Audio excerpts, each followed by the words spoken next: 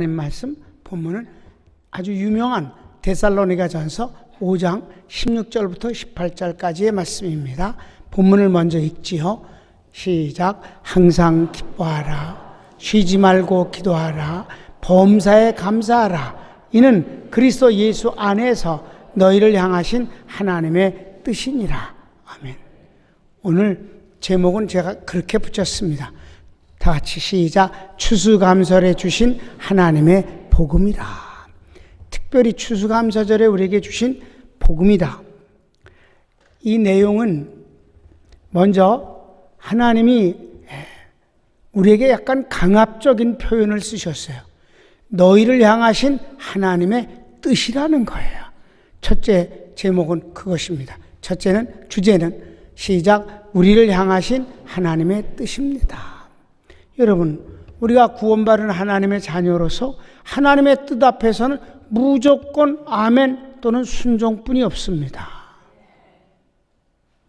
아니, 순종을 안 해도 하나님의 뜻은 내가 순종 안 했다고 해서 하나님의 뜻이 변하지는 않습니다. 그러니까 순종하는 게 좋은 것뿐이죠. 하나님의 뜻이다. 우리를 그리스도 예수 안에 넣어서 너희를 향하신 하나님의 뜻이 뭐냐? 항상 기뻐하라. 쉬지 말고 기도하라. 범사에 감사하라. 이거 가정에 제일 많이 붙여놓은 성구예요.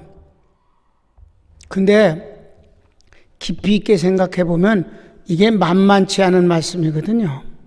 자, 이제 하나님의 뜻이라고 그랬으니까 우리가 하나님의 뜻을 믿음과 순종으로 받잡겠습니다. 그런데 그것을 내가 이해하고 실천하는 데는 일단 부담감이 생기게 되어 있습니다. 왜냐? 항상 기뻐하라? 아니, 슬픈 때도 기뻐하라? 힘들어서 정말 너무너무 힘드는데 감사하라? 모든 걸 감사하라? 범사는 모든 거예요. 모든 일에 감사하라? 어떻게 사람이 그럴 수 있겠는가? 너무 일방적이고 너무 강압적인 명령이 아니냐? 그런 생각이 들을 수도 있잖아요, 여러분. 여러분 믿음이 좋아서 무조건 아멘이야? 그렇지 않잖아요. 그럴 수도 있지. 어떻게 사람이 언제나 기쁠 수가 있어? 슬플 수도 있는 거고. 어떻게 이 일이면 너무 힘들어서 정말 실망해지고 좌절할 수도 있는데 어떻게 모든 걸 감사해? 라는 생각 말이에요. 자, 이걸 극복하는 게 중요한 문제예요. 두 번째 주제가 뭘까요? 시작. 주님은 주시지 않고 명령하신 적이 없습니다. 이 점이 여러분을 편안하게 해주기를 바라요. 하나님은 절대로 먼저 주시고 난 뒤에나 명령하거나 요구하시는 분이에요. 그게 바로 하나님과 우리 사이의 교제의 기본적인 프레임이에요. 틀이에요, 틀. 패턴이라고 그러면 더 맞지. 그렇게 돼 있어요. 하나님 먼저 주셔요, 항상. 그리고 명령하시는 거예요. 현재 무엇을 주신다기보다도 약속을 먼저 주시지요. 그 약속을 받아들이면 그걸 믿음이라고 그래요. 그리고 그 믿는 믿음을 고백을 하면 주님이 마침내 응답을 축복으로 주시게 돼 있어요. 그러니까 자, 주님이 주시지 않고는 어떤 것도 명령하시지 않는다는 것은 성경에 아주 많이 나오는데, 주님이 이 땅에 3년간 계시면서 남기신 건 제자뿐이 없어요. 그 제자들을 3년 동안을 같이 잡수시고 주무시고 일하시고 대중 앞에서 설교할 때도 그들은 들었고, 특별히 제자들만 따로 놓고 말씀하시는 게 아주 많았어요. 그렇게 배웠으면 정말 잘 배웠죠. 3년간 말이에요. 3년간 365일 밤낮으로 배웠으면 과목마다 박사예요. 진짜로. 신학대학원 같은 거 20년 댕긴 쯤 돼요, 양이. 그러니까 대단한 걸 배웠잖아요. 그런데 주님이 뭐라고 그러시는 줄 아세요? 너네들 아직 준비되지 않았다. 그러니까 내가 아버지한테 가서 너에게 보내줄 선물이 있는데 그거 받아야 된다. 누가복음 24장 부활하신 주님이 승천하시기 전에 하시는 말씀이에요. 시작. 볼지어다 내가 내 아버지의 약속하신 것을 너에게 보내리니 너희는 위로부터 능력을 입히울 때까지 이 성에 유하라 하시니라. 아직 준비 안 돼 있어. 너네들은 절대적으로 아주 궁극적인 것이 부족하다. 기다려라. 절대로 기다려야 돼. 그걸 받아야 된다. 요걸 구체화하시는 게 승천하시는 바로 그 자리에서 다시 한번 주시는 말씀이 그 유명한 사도행전 1장 8절이옵시다. 시작. 오직 성령이 너에게 임하시면 너희가 권능을 받고 예루살렘과 온 유대와 사마리아와 땅끝까지 이르러 내 증인이 되리라 하시니라. 아멘. 이렇게 약속하셔서 저희들이 열흘간을 더 기다렸습니다. 마침내 오순절날이 되었는데 바로 그 약속하신 것을 드디어 주시는 놀라운 현장을 사도행전 2장 1절부터는 기록하고 있습니다. 같이 보실까요? 오순절날이 이미 이름에 저희가 다 같이 한 곡에 모였더니 호련히 하늘로부터 급하고 강한 바람 같은 소리가 있어 저희 앉은 온 집에 가득하며 불의 혀같이 갈라지는 것이 저에게 보여 각 사람 위에 임하여 있더니 저희가 다 성령의 충만함을 받고 성령이 말하게 하심을 따라 다른 방언으로 말하기를 시작하니라. 아멘. 이때 성령을 받았어요. 그리고 사람이 그렇게 바뀔 수가 없는 거예요. 예수님은 3번이나 모른다고 부인하던 베드로가 성령 충만하여 이 방언하는 현상을 갖고 시비를 건 데 대해서 외쳐서 말하기 시작했어요. 이건 이미 요엘서에서 약속하신 것을 우리 주님께 너희가 죽인 예수님이 하나님 편에 가셔서 우리에게 보내주신 선물이다. 그리고 너희가 죽인 예수를 하나님이 살리사 주와 그리스도 삼으셨느니라. 이렇게 담대하게 외치는 거예요. 그러니까 성령이 역사하셔서 3,000명이 그날 회개하고 세례를 받게 됐단 말이에요. 그 뒤에도 보면 교회가 세워지는데 하나님께서 사도들에게 그 손으로 표적과 기사를 많이 행하게 하심으로 사람들이 두려워하였다. 권위 있게 됐다. 여러분, 전혀 다른 사람이 됐어요. 주님은 주시고 명령하시는 것임을 믿으시기 바랍니다. 모세도 마찬가지예요. 왕자 수입을 그 최고 지도자 수업을 40년간 받았습니다. 그리고 살인죄로 인해서 도망가서 가장 낮은 자리에서 또 40년을 대릴사이 노릇하면서 배웠습니다. 그럼에도 불구하고 주님이 이제 부르셔서 주님이 주실 것을 주심으로 그것을 통해서 일하게 하시는 것입니다. 집어넣어봐라. 손을 집어넣었다 빼니 문둥병이, 다시 집어넣으니 깨끗하고, 지팡이를 던져라. 뱀 되고 뱀꼬리를 잡으니 다시 지팡이로. 이런 체험을 시키면서 마침내 바로에게 갔는데 저가 죽지 않았어요. 하나님이 함께 하신 것 때문에. 바로는 모세를 못 죽였거든요. 그 신비한 역사가 일어났어요. 10가지 재앙을 통해서 마침내는 홍해를 갈라서 이스라엘 백성들을 인도하고, 그네들이 200만이 광야에서 어떻게 먹었겠어요? 어떻게 물을 마셨겠어요? 오아시스에서는 100명 정도 마실 수 있지만 200만이 먹을 수 있는 물은 아니지. 주님은 매일같이 물을 터뜨려 주신 거예요. 암석에서 물을 터뜨렸다. 하나님이 주시고 명령하시는 분이에요. 단 한 번도. 그래서 여러분을 하나님이 세상에 나가서 성공하도록 만들어 주셔요. 그래서 범사성통이란 단어는 성공시키신다는 뜻입니다. 영어 성경을 보면 잘 나와요. 창세기 39장 요셉을 성공시키시는 거에 대해서. 그래서 요셉은 성공했잖아요.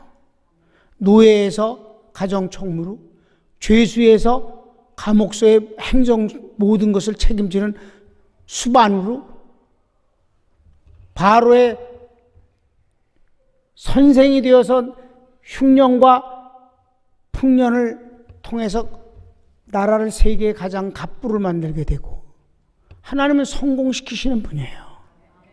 그런데 주의 종은 성공이란 단어를 쓸 수가 없는 거예요. 왜? 지가 한 게 없기 때문에. 지 걸 갖고 하는 게 아니에요, 주의 종은. 그래서 목회 성공이란 말은 원래 몰라서 하는 소리예요. 종은 암만 잘해도 성공이란 단어를 써서는 안 되는 거예요. 지 걸 갖고 한 적이 없거든. 주님이 100% 맡겨주신 것 갖고 하는 거니까. 여러분, 내가 지금 내 말 해요? 하나님 말씀하잖아. 성령 의지하고 하잖아. 아무것도 내가 갖고 있는 건 없는 거예요. 목사라는 임직도 그분이 기름 부어서 부르게 됐잖아. 그러니까 주님은 이랬어요. 착하고 충성된 종아, 내가 작은 일에 충성하였음에 내가 너에게 더 큰 일을 맡기리니 내 주인의 즐거움에 참여할지어다. 지 즐거움이 아니에요. 주인의 즐거움에 함께 즐거워할 뿐이다. 그래서 한 20년 전쯤에 대학원에서 강의가 시작될 때 오리엔테이션을 하는데 질문을 하더니, 목사님, 목회 성공의 비결이 뭡니까? 라고 질문해서 그놈 나한테 30분 동안 욕먹었잖아. 입이 노란 놈이, 아직 목사 안수도 안 받은 놈이 신학교에서 훈련을 하겠다는 놈이 성공 운운한다고. 걔는 별 죄도 안 진 것 같이 물어봤다가 30분이나 욕을 먹어갖고 아마 정신이 하나도 없었을 거예요. 이 정신 나간 놈아. 막 그러면서. 그 뒤는 아무도 그런 말을 하는 사람이 없어요. 그러니까 여러분 잘 보세요. 기뻐하라, 감사하라 하는 말씀은 주님이 기뻐할 이유를 주셨기 때문에 기뻐하라는 것이고, 범사를 감사할 수 있게 만들어 주시기 때문에 감사라고 하신 것이지, 부담되는 말씀이나 너무 강압적인 말씀은 아니라는 것을 일단 여러분 믿으시기 바랍니다. 따지고 보면 우리는 감사하고 기뻐할 일이 너무 많아요. 그런데 중간에 기도하라는 말씀이, 항상 쉬지 말고 기도하라는 말씀이 끼어 있다는 것이 중요하거든요. 여러분, 그냥 기도를 많이 하면, 정성을 다하면 뭐가 돼요? 아니에요. 그분은 우리가 기도하기 전에 응답을 갖고 계신 분이에요. 응답을 준비했기 때문에 기도하라고 그러는 거예요. 여러분, 내가 옛날에 고아원 바로 옆에서 사업을 한 적이 있었어요. 고아원 아이들의 특징이 뭔 줄 아십니까? 울지를 않는다는 거예요. 잘못을 하잖아요? 잘못했다고 용서해달란 말을 안 합니다. 왜? 반드시 벌을 받게 돼 있기 때문에. 울지도 않고 용서해달라고 그러지 않아요. 용서가 없기 때문에 그래요. 벌을 반드시 받아요. 그러니까 그냥 어린아이들도 그냥 꾹 참고 벌을 받아. 엄마에겐 용서가 있는 줄 알기 때문에, 엄마는 안 그럴게, 엄마 안 그럴게, 용서해서, 이러고 그래요. 울면서. 용서가 있으니까. 거기다 대고 엄마가 반드시 벌을 주진 않아요. 엄포 한마디 하고 다시는 그러지 말라고 그러고 그냥 지나가는 거지. 하나님은 우리에게 응답을 갖고 이미 계신 거예요. 너희가 내 이름으로 기도하면 내가 하늘에서 시행하리니 너희 기쁨이 충만하리라. 주님은 응답을 갖고 계신 거예요. 그러니까 여러분, 기뻐하라라고 명령하셨어요. 기뻐질 거라고 안 그랬어요. 감사될 것이라고 하지 않았어요. 감사하라고 그랬어요. 이게 하나님의 뜻이라는 거예요. 그런데 여러분, 놀라운 것은 마지막 세 번째입니다. 시작. 순종하면 더 큰 축복입니다. 더 큰 축복이 돼요. 더 큰 축복이 입니다가 아니라 더 큰 축복을 받습니다. 순종하면. 기뻐하고 감사하면 더 큰 축복을 받습니다. 왜냐하면 여러분에게 몇 번에 걸쳐서 설명드린 내용이에요. 단어가 그렇습니다. 여러분, 성경엔 한 단어를 갖고 이렇게도 쓰고 저렇게도 쓰는 게 있어요. 이를테면 영생이란 말과 생명이란 말이 있는데 그건 조회라는 단어로서 하나예요. 근데 어떤 데는 영생이라고 쓰고 어떤 데는 생명이라고 쓰는데, 생명이라고 쓰는 것이 그 문맥상 어울리면 생명이라고 쓰고, 영생이라는 것이 더 문맥상 어울리면 영생이라고 번역을 할 뿐이에요. 그러나 둘은 비슷하잖아. 또 우리 교회 이름인 평강, 에이레네라는 이 단어도 어떤 곳에선 평화, 어떤 곳은 평안, 어떤 곳에선 평강이라고 쓰이는데 세 단어가 비슷하잖아요, 분위기가. 그런데 전혀 개념이 다른 데다가 한 단어를 쓰는 것이 바로 무엇인 줄 아십니까? 축복과 감사라는 단어입니다. 축복은 축복이고 감사는 감사해야 되는데 왜 한 단어를 쓰셨을까? 여러분, 하나님과 우리 사이에 그 관계하는 데 있어서 중요한 단어가 있으니 기본적인 것이 다 같이 믿음이라는 건 아주 중요해요. 근데 그 다음 더 높은 수준의 단어가 다 같이 감사.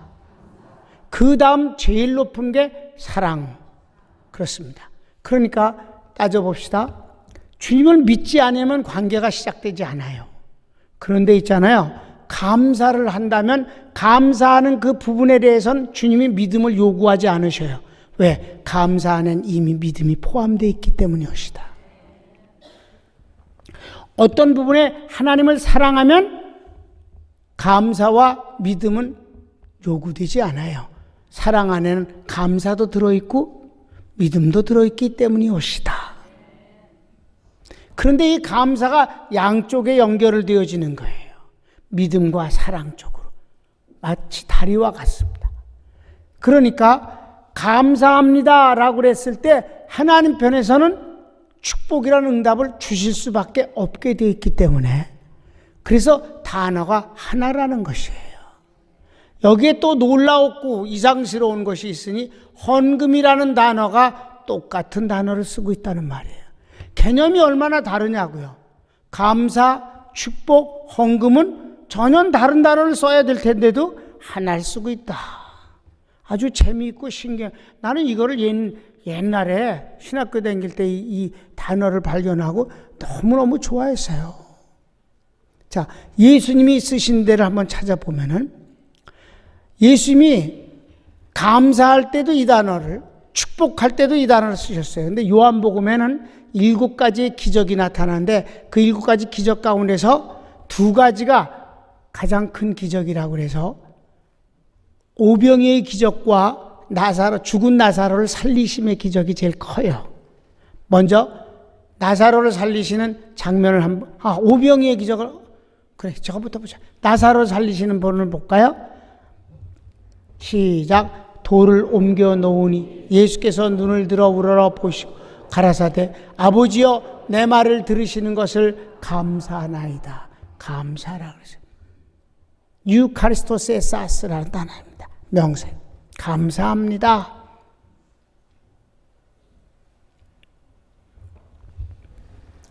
감사. 그리고 이 기도를 끝내자마자 나사로야 나오라. 그러니 시체, 냄새가 나는 시체가 일어나서 여물한 채 벌벌거리고 걸어 나왔다 이 말이에요. 감사가 하나님의 응답임을 보여주는 장면이에요. 그 다음에 주님이 축복하신다는 단어가 나오는데 오병이의 기적 장면입니다. 같이 보시겠습니다. 예수께서 떡을 가져 축사하신 후에 앉은 자들에게 나눠주시고 고기도 그렇게 저희의 원대로 주시다. 그랬더니 5,000명이 먹고도 12광주리가 남았다. 여기서는 축사라고 하는데 축사나 축복이나 똑같은 단어예요. 축복하실 때도 유카리스토라는 단어를 쓰고 계신 거예요. 같아. 추수감사절에 우리가 입으로만 감사하거나 노래만 감사하는 게 추수감사 헌금이라는 특별 헌금을 드려요. 아이들도 오늘 뭐 과일을 간다 그래서 나 예슬이 때문에 과일 오늘 바구니를 들고선 유년부까지 학부모로서 갔잖아. 학할아버지.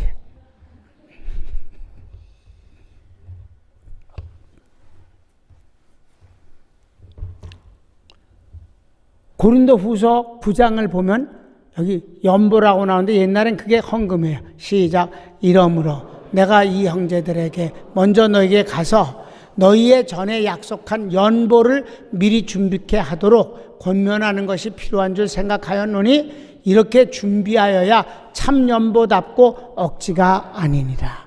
헌금에 대한 말씀을 하고 있는 거예요. 이 헌금이란 단어가 똑같이 그렇게 쓰고 있다. 그래서 저는 사실 하나님 앞에 이 복음을 깨닫고 너무너무 좋고 너무너무 이게 비밀인 것 같아서 진짜 다른 사람한테 말하기도 싫을 만큼 좋아서 이게 아주 비밀 나 혼자만 아는 걸로 생각하면서 너무 좋아가지고 그랬어요. 그래서 정말 하나님 앞에 헌금을 드리면서 목회를 시작할 때부터 하나님 앞에 기도하기를 하나님 저는 평생 교회가 나에게 대우해 주는 것 이상으로 헌금을 드릴 수 있기를 원합니다. 지금까지 그래 왔습니다. 그러니까 이 얘기는 딴 데 가서는 못 하잖아요. 특별히 목사님들한테 했다가 맞아 죽어. 우리 뭐 먹고 살라고 그러냐고. 근데 하나님이 축복을 해 주시니까 그게 가능하게 되더라고요. 그래서 축복과 감사와 헌금은 하나다.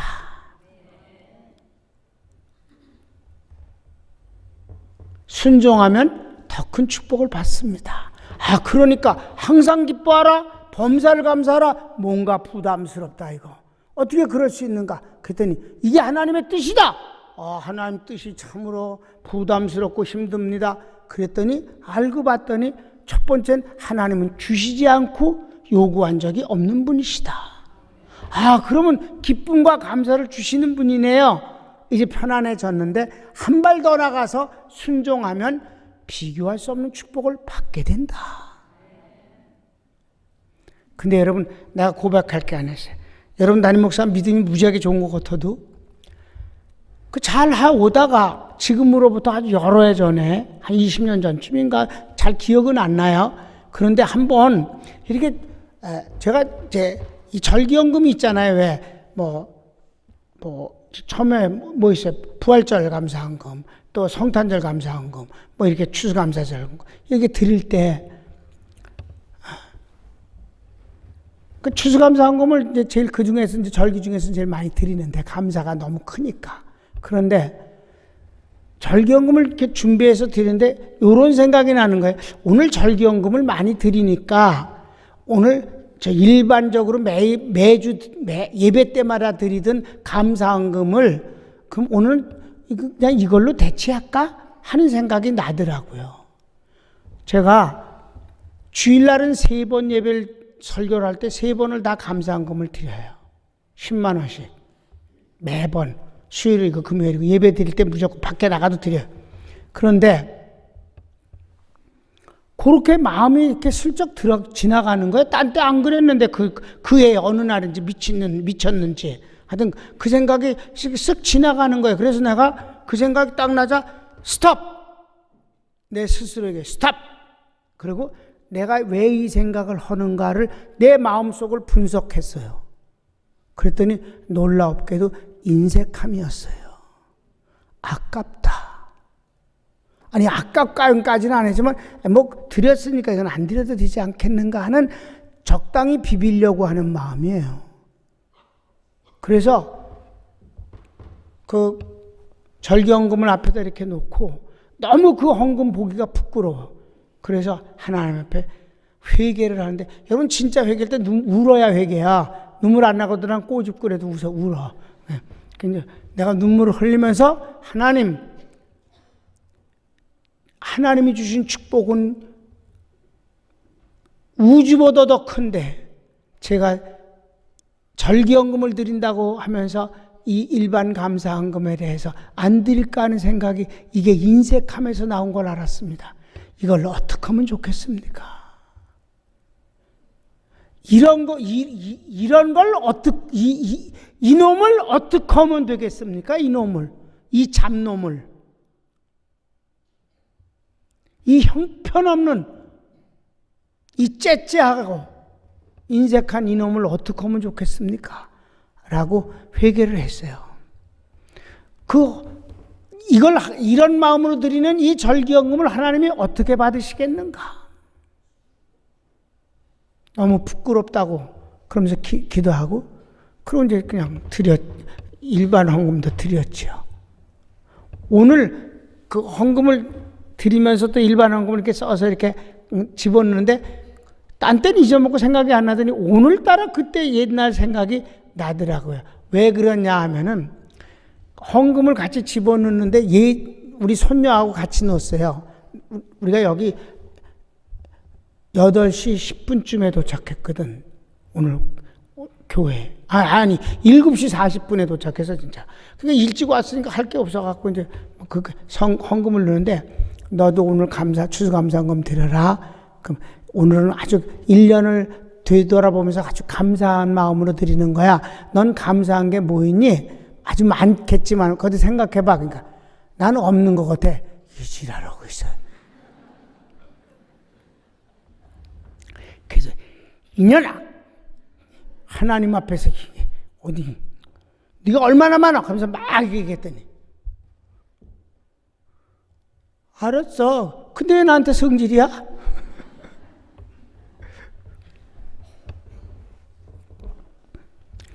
그러면서 근데 이건 할아버지 거야. 그러면서 내가 넣을게.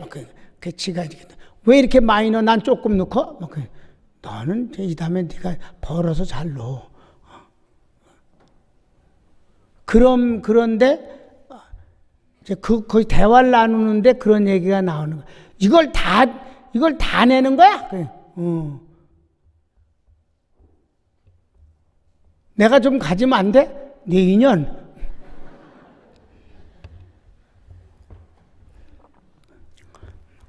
그런 대화를 하는데 옛날 그 생각이 떠오르더라 이 말이에요. 그래서 내가 옛날에 그런 일이 있었지. 그래서 하나님, 그럼에도 불구하고 하나님의 축복은 넘쳤습니다. 사랑하는 여러분, 오늘 말씀 이제 이해가 되십니까?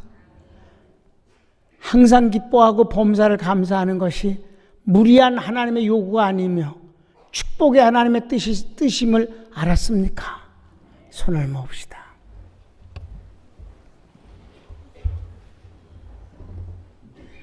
주여 한번 부르고 하나님 앞에 우리 더 많은 감사와 더 진실한 감사로서 하나님의 축복을 받도록 합시다. 다 같이 주여 한번 부릅니다. 주여, 사랑하는 주님 감사합니다.